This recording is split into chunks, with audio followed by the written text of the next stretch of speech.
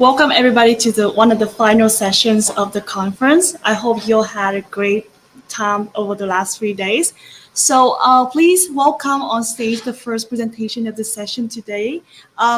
This afternoon, Dr. Matthew Marmet from the Utica University and Dr. Heather Breittholz from University of Connecticut. Hello, everyone, and welcome to our presentation titled That's Refreshing, an investigation into student satisfaction with refreshed online course environments. To give you an idea of where we will be headed with this presentation, I'd like to start by providing you all with an agenda. Heather and I will introduce ourselves briefly. From there, we will present a review of the literature relevant to this study, as well as some study background. Our methodology and the study's results will follow, and we will conclude with the presentation of an interpretation of these results, some potential directions for future research, and like all studies, ours obviously has some limitations as well. After this, we will open the floor to any questions or discussion items. As mentioned, Heather and I will start by briefly introducing ourselves, and I will let Heather go first. Good afternoon, everyone. My name is Dr. Heather Breittholz, and I am an instructional designer at the University of Connecticut, but I've also worked full-time and as an adjunct since 2017 at Utica University. Matt is also a UConn alum, so go Huskies. Absolutely. Hello, everyone. My name is Matt Marmet. I am an assistant professor of management, and I've been at Utica University since 2016. And as Heather just mentioned, I received my Ph.D. from UConn. And with 2 men's basketball national championships in a row, it's certainly a great time to be a Husky. I'd now like to run through a review of the relevant literature to provide some background for our current study. The increase in popularity of educational offerings is certainly undeniable. In fact, taking online courses is no longer a novelty. It's become the norm for many university students, and sometimes entire degrees can be completed online. The beauty of online education, or distance learning as it is often referred to, is that it enables learning to take place anytime and anywhere. So this offers learners a high level of flexibility in comparison to traditional on-ground classes that meet during specified time slots and designated days. It is evident that many students have chosen to take advantage of this flexibility as well.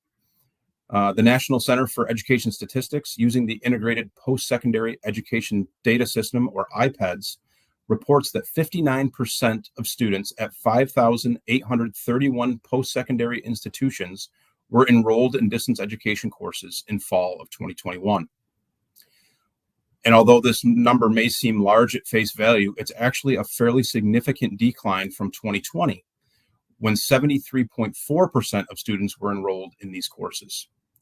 This speaks to the impact that the COVID-19 pandemic has had on, among other things, the educational landscape. As society begins to normalize post-COVID and moves back to a place where online learning is more of a choice than a requirement, 2 things have become very evident. So the first thing is that online learning has solidified its place in the educational landscape.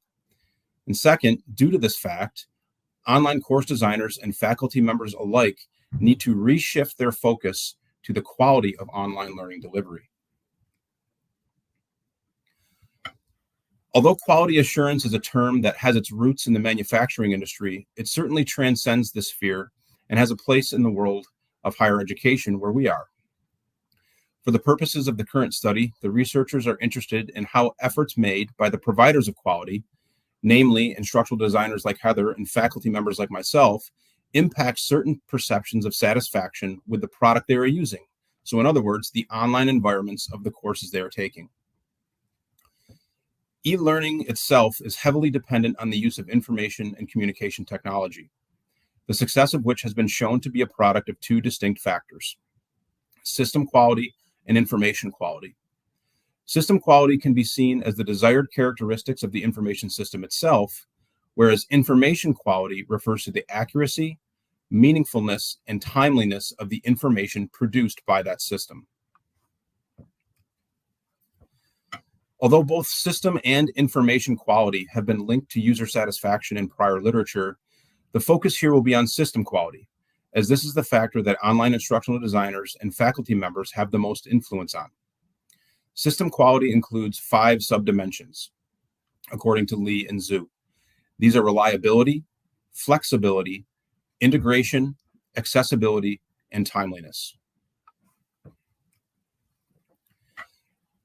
It was beyond the scope of this study to convey an in-depth description of each subdimension. Rather, the focus here will be on accessibility, which refers to the ease of use of the system, meaning that it is convenient to access the system and extract necessary information from it. Now, from a student perspective, the importance of this idea of accessibility is easy to imagine, as they are trying to navigate a learning management system, extract information from it, such as course resources like a syllabus or a course schedule, and also supply information to it when they are actually submitting their assignments. From this thought process, it seems logical that the easier these things are to accomplish, in other words, the higher the system quality, the more satisfied the system user will be. Online learning satisfaction is a construct that's born out of psychology, which is near and dear to my heart. My Ph.D. is actually in industrial organizational psychology. And it can be defined as the evaluation opinions and feeling experiences of learners toward the quality of online learning service provided by online learning providers, which is a cumulative psychological response to online learning contents and the learning environment. No different than many psychological phenomena, OLS is a construct that has been shown to be impacted by many factors, including elements of quality. Researchers are quick to note, though, that the rapid growth of online learning, which, as I mentioned before, was exacerbated by the COVID-19 pandemic, has not been coupled with the same increase in academic inquiry into the impact of these antecedents. So to help fill this void, Martin and Bollinger conducted a thorough review of the literature pertaining to OLS, and were able to develop a framework to help solidify the definition of this very complex construct. 4 central themes emerged from their efforts, and they were characterized as learner-related, instructor-related, program and organization-related, and course-related. Learner-related themes centered around learner characteristics, online engagement, and learning strategies. Instructor-related themes included faculty characteristics and instructor facilitation. Program and organization-related satisfaction dealt with learner support, program quality, delivery, and general satisfaction. And finally, course-related satisfaction themes encompassed instructional design, course technologies, assessment, and quality. And what we see here is a visual depiction of Martin and Bollinger's OLS framework. Although not meant to disparage the importance of the other 3 factors, the goal of this study, with its focus on quality, is to bring the impact of certain themes related to the course factor on learning satisfaction. Specifically, programmatic processes undertaken at the current researcher's institution, which will be discussed in greater detail later, lend themselves to a discussion of the importance of the instructional design and course quality themes that you can see outlined in that upper right square. Taking this a step further, in a 2014 comparative analysis, you and colleagues indicate that course design is one of the most critical pieces of online course quality. Elements of these themes have been shown to impact OLS in prior literature. For example, Rabin, Kalman, and Kells in 2019 found that perceived course usability was a significant predictor of online learning satisfaction. Also, Agawe and colleagues found that stimulation and attractiveness of the online course environment itself were the main drivers when assessing the attributes that influence students' online learning satisfaction during the disruption caused by the COVID-19 pandemic. These authors call for a conscious effort to ensure an attractive and motivating learning environment for students. Finally, in a separate review of the factors that impact online learning satisfaction, you cites the importance of a user-friendly interface design as a significant determinant of OLS. In addition to complexity, another undeniable characteristic of online learning satisfaction is its importance. At a high level, this can be seen in theoretical models such as the technology acceptance model posited by Davis in 1989. Here, a user's beliefs about the perceived usefulness and ease of use of a particular system impact their attitudes toward using the system. Subsequently, these attitudes, be they positive or negative, determine a user's behavioral intentions and ultimate system use, which is the end goal. In a 2010 study, Lee found user satisfaction to be the strongest predictor of continuance intention. With dissatisfied users being more likely to discontinue the use of an e-learning system, this could have a major impact on their likelihood of success in whatever educational program they find themselves in. In addition to continuance intention, OLS has been linked to increased levels of user engagement and success. In their 2021 meta-analysis, Lee and colleagues found learner satisfaction to be connected to their emotional engagement with their online learning experience. Here, users were more likely to enjoy the experience and the course itself when they found the platform easy to navigate. With a focus on academic success, Yu, Rowe, and Lee in 2022 examined the impact of multiple predictors of online student success. The authors investigated whether positive attitude toward the course, gender, and whether the students in the particular grade level the course was designed for all had an impact on student success. In their analysis, they found that positive attitude toward the course had the most significant impact on student success on the final exam, over and above other variables of interest. Course development is clearly needed to create new courses from the university template for an entire program, or for a new course that has never been taught online. However, an individual course can be refreshed at any time if a change is needed due to out-of-date content or possible changes from the accrediting body of different programs. Course content changes often, especially in the fields of business and healthcare, and these are two major programs at our university. Therefore, to keep up with emerging trends and research to be competitive with fellow universities and produce an accomplished student, it is imperative to crosswalk all curricula and refresh online programs every 3 to 5 years. An important part of this conversation also centers around the student perspective. Students are key stakeholders in the online education and are why the university wants to maintain the most up-to-date content, but also follow online education practices like using a Quality Matters rubric. Prior research has investigated student perceptions of engagement in the online learning realm. For example, Tsai and colleagues noted that students want more frequent assignments, as well as assignments that have student-to-student and student-to-instructor interactions. So the biggest change really at our institution in this refresh process was the course template. This allowed for each refresh course to have the same look and feel so students were aware of the location of major content in the course. The first example here is in the Getting Started section, which created a designated space in the refresh courses to add the syllabus and the course schedule. The second example deals with the template for the modules or separate weeks of the course. This allowed for consistency with how each week was structured. Each week had an overview and title to show the students the topic, and the learning objectives were listed with alignment to show why students were learning the content and how it connected to the larger course objectives. These two main action items allowed for consistency throughout the MBA program. As a result, when a student would open a new course, they would easily understand the structure of the course before attempting to learn the new content. The next aspect discussed and enhanced during the refresh process was the types of assignments used in each course. During the refresh, we were able to build consistency between the directions and types of assignments being used in these courses. This, again, allowed students to understand the structure of the course details before attempting to learn any new content. Another example is using VoiceThread, which we have found to be a very useful tool. VoiceThread is an external tool that can be used in many different ways. In the refresh, the authors were able to use VoiceThread for presentation content, as well as having discussion among students themselves.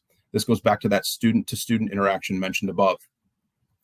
The details regarding how to complete the assignment and what is required would be in the same location within each course, but the discussion content would obviously vary between courses. This would allow the students to dedicate focus to the content of the course instead of searching around for detailed directions for the assignment. Another simple change completed during the refresh for VoiceThread was including a university-branded PowerPoint template. So all faculty presentation slides and students' VoiceThread comment slides would have the same professional look and feel. So some of these changes are major and some are minor, but all of these were done to help improve student satisfaction with the courses. So based on the prior literature reviewed and the actions taken by these researchers to improve course design and content, this exploratory study seeks to answer the following research question. Is student satisfaction with online course environments in a blended MBA program impacted by attempts to refresh these environments to improve system quality? Thanks, Matt. I'm now going to discuss our methodology section to provide more feedback on our study. Our participants were 64 graduate MBA students at a small private nonprofit university. These classes were structured as blended, meaning there was a physical space to attend class, but there was also a Zoom option to join remotely. Each course had a Moodle-based shell that would include everything from the syllabus to the structured weeks to the gradebook. Students were enrolled in courses that were refreshed or not, depending on where they were in the program and how far they were or we were in developments of the refresh. There was also no overlap of these students as they moved through a cohort. Lastly, the leadership courses were refreshed by the time we conducted this study, and the strategy courses were not. Next was our survey we developed to capture students' perception of satisfaction. This was not how well they did in the course, like a final grade or an exam, but rather a survey to find student satisfaction. We wanted the survey to be short, as they have other surveys for the institution. So it was 12 questions, and it should take about 10 minutes. Questions were on a Likert scale from 1 to 5, with either a scale for agree or satisfied. The survey also allowed follow-up questions with open-ended answers for students to express more details in their responses. We thought this would give us some great insight into why students might be satisfied or not with these courses. For the survey, we used Google Forms during the spring, summer, and fall of 2022 semesters. Surveys were labeled so we can easily identify if the course was refreshed or not, and the links were added directly to the course shells in the specific modules. The primary investigator visited each class to discuss the survey and its importance, and they also answered questions that the students might have had. And data was finally collected in Excel and then analyzed through SPSS 24. Thanks, Heather. I'd now like to take you through the findings from our study. So as we talked about before, the respondents in the study represent two very distinct groups of students. The first was those enrolled in a Principles and Practices of Leadership course. During the spring, summer, and fall semesters of 2022, a total of 70 students were enrolled in this course. Of those, 39 responded to the survey, yielding a 56% response rate, which we were very pleased with. The second group was enrolled in a strategy course. Over the course of the same semesters, a total of 69 students were enrolled. Of these, 25 responded to the survey, equating to a 36% response rate. Since a comparison of group means was evaluated via an independent samples t-test using IBM SPSS 24, to ensure that the assumption of homogeneity of variance was not violated, we first reviewed the output for Levine's test of equality of variances. Here, if the null hypothesis is rejected, it suggests that the variance of the two groups are not equal. In other words, the assumption of homogeneity of variances is violated.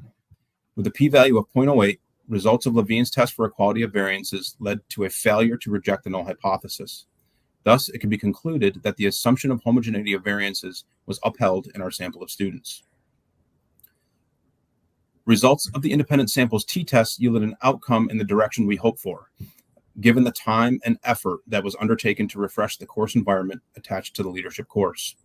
To be very honest with you, Heather and I spent a lot of time together working on this, so we were happy to see that this came out in our anticipated direction.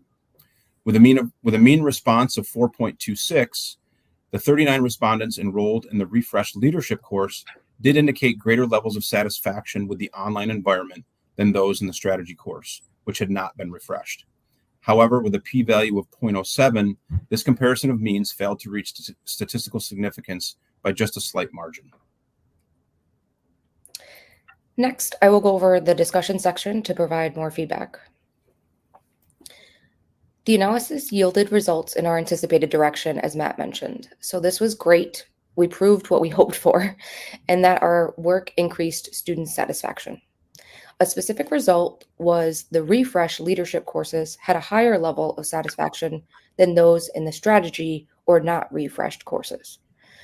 The p-value was 0.07, so it was not significant, but we hope it would, if we did continue this study, we would hopefully get the lower level of 0.05. The idea of online learning satisfaction, or OLS, is very complex, and many areas can decide why a student would perceive a class to be satisfactory.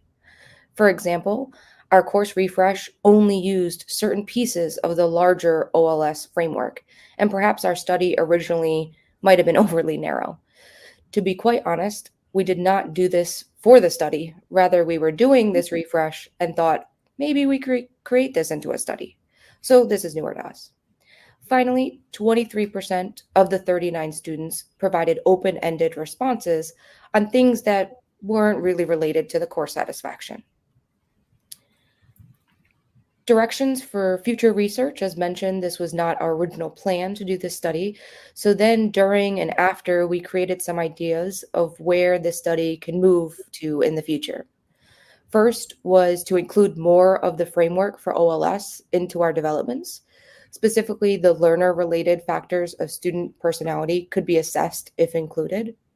The leadership courses are the first courses taken in the MBA program, so it gives limited opportunities to compare previous courses. Some students might have attended this university, or for maybe not for undergrad, or they might have attended another university, or they might not have taken any online courses before. So due to these stipulations, we would want a more longitudinal investigation to get more results and bring down our p-value, as well as get the same student perception on multiple courses through the program as well.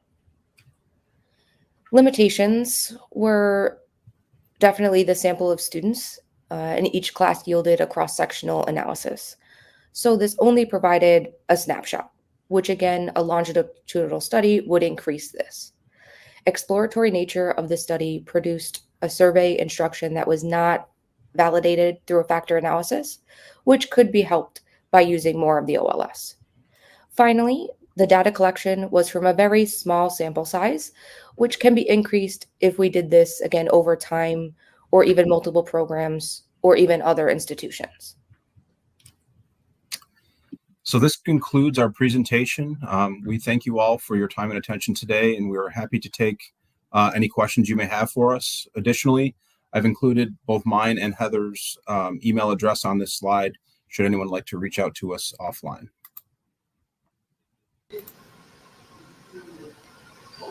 Thank you so much for such an interesting talk. I wonder anybody in the room have any question for Dr. Marmet and Dr. Breittholz? Yes, do you mind? Yeah, we have a question. Okay. So I don't think this works. Oh, can you hear me? I can hear you, yes. Yeah, okay. All right. So I noticed that in one of your slides, you mentioned that the students that were able to see like a course that had, it was attractive, I think maybe was what you used the word, I'm not sure. Yep. So what kind of features are you referring to when you say an attractive course? Heather, as the instructional designer, do you want to hop in here? Yeah, definitely. As Matt mentioned, I would say the template was really, and it's not, I would say, necessarily attractive, but it kept things uniform from course to course. For example, the syllabus was all over originally. It was at the top, it was at the bottom, it was all over, and students didn't have, a specific spot.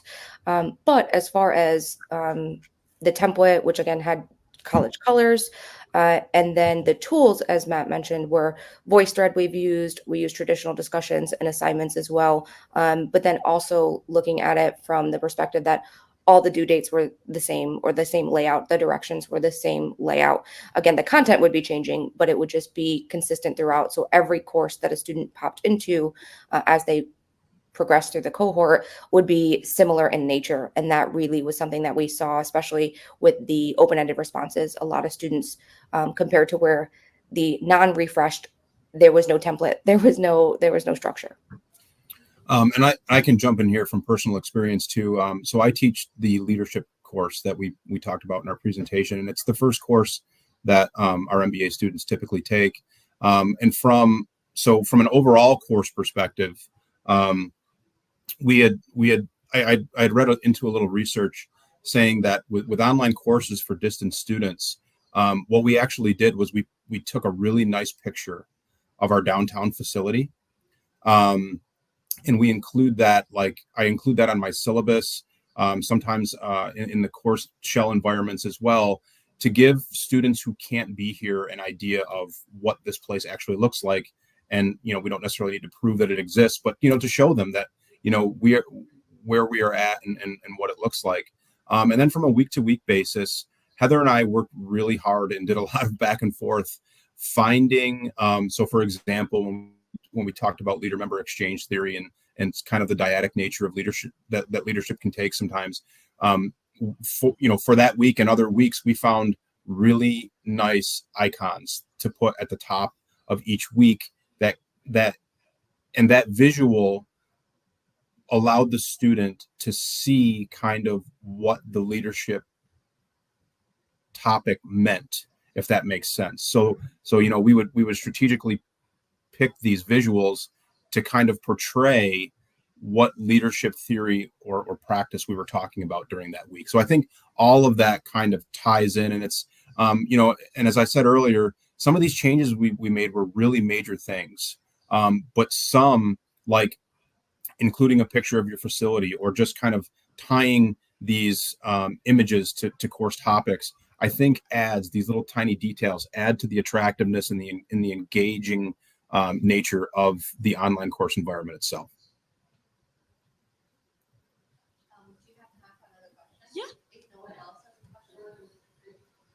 Yeah, just go ahead. Yeah, she has another question. Okay, sure. Well, the reason I have all these questions because I teach online, and so I also wanted to know if any sense of belonging or any of that surface when you were looking into your results and feedback from the students. Sure. So I will speak to that VoiceThread tool that we talked about in our presentation. I'm telling you what, that tool for discussion forums has been a game changer for us. If you're not familiar with the tool, it's essentially a video tool where students record themselves answering a discussion question. So instead of typing out, because inevitably, with traditional discussion posts, you ask the question and students type out like a 1 to 2 page paper in response to the post. With VoiceThread, we have students record a 2-minute response to the question that answers the question. And then they also have to respond to 2 of their colleagues' posts on those questions. And so feedback that I've gotten from students was that they really enjoyed being able to see the other students because, the videos of their responses are recorded. It allowed them to put a face to a name, and they felt that it was really engaging. And one thing that I try to do when I use VoiceThread in my classes is I will do a kind of a quote unquote VoiceThread recap. So every week that I have a VoiceThread, I will either type up a recap and send it through the announcements feature in our online course environment, or I will actually go into the VoiceThread itself and record the recap, which I think is a better way to do it. Because it just seems more effective and students are more likely to actually digest that recap material. And I will pull out my key takeaways from what the students said in their responses, not only to the question, but to other students, and record that in a short video just to kind of recap the whole discussion for them. So that's been a really great tool in terms of what you mentioned about a sense of belonging. And there's obviously netiquette considerations there, and you kind of, but I've never had a problem with that either with our students here at Utica. So that for me has been a really great tool to kind of bring students together and offer that student to student and the instructor to student interactions that prior research has said students are calling for. Thank you for your response. And I think that wrap up our first presentation of the sessions. Thank you so much again for sharing such a great presentations.